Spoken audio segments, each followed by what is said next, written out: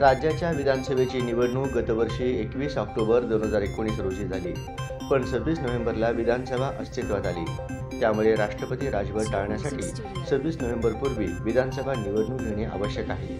ऑक्टोबरच्या दुसऱ्या-तिसऱ्या आठवड्यात आचारसंहिता लागू झाल्यास दिवाळीनंतर 3 नोव्हेंबरनंतर 26 नोव्हेंबरपूर्वी निवडणूक घेता येऊ शकते, असा अंदाज निवडणूक विभागातील विश्वसनीय सूत्रांनी वर्तवला आहे। 2019 मध्ये महाराष्ट्राबरोबर हरियाणाचेही मतदान 21 ऑक्टोबर रोजी पार पडले होते, पण 2024 मध्ये हरियाणा विधानसभेसाठी 1 ऑक्टोबरला मतदान होणार आहे।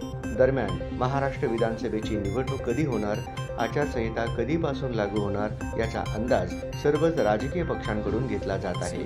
महाविकास आघाडी सरकारला पाडून सत्तेवर आलेल्या महायुती सरकारला 30 जून 2024 रोजी 2 वर्षे पूर्ण झाली आहेत। पण लोकसभा निवडणुकीच्या निकालानंतर महायुती सरकार राज्यात पुन्हा सत्तेत येण्यासाठी विविध योजनांमधून गावोगावी पोहोचण्याचा प्रयत्न करीत असल्याचे चित्र आहे।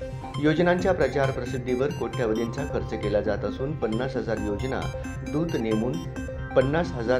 दूत नेमून त्यांच्या माध्यमातूनही मुख्यमंत्री माझी लाडकी बहीण, मुख्यमंत्री अन्नपूर्णा योजना, मुख्यमंत्री युवा कार्य प्रशिक्षण अशा योजनांचा प्रचार प्रसार केला जात आहे। निवडणूक महिनाभर लांबल्यास त्या सर्व योजनांच्या प्रचाराला पुरेसा वेळ मिळणार आहे।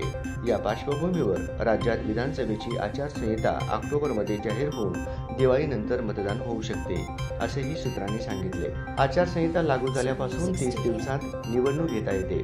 त्यात अर्ज भरायला 7 दिवस, छाननीनंतर माघारीसाठी 5 दिवस, प्रचाराला 12 दिवस आणि मतदान, निकाल असे सर्वसाधारण टप्पे असतात। निवडणूक कधी होईल आता सांगता येणार नाही, पण सध्या मतदार यादी अंतिम करण्याची कार्यवाही सुरू आहे।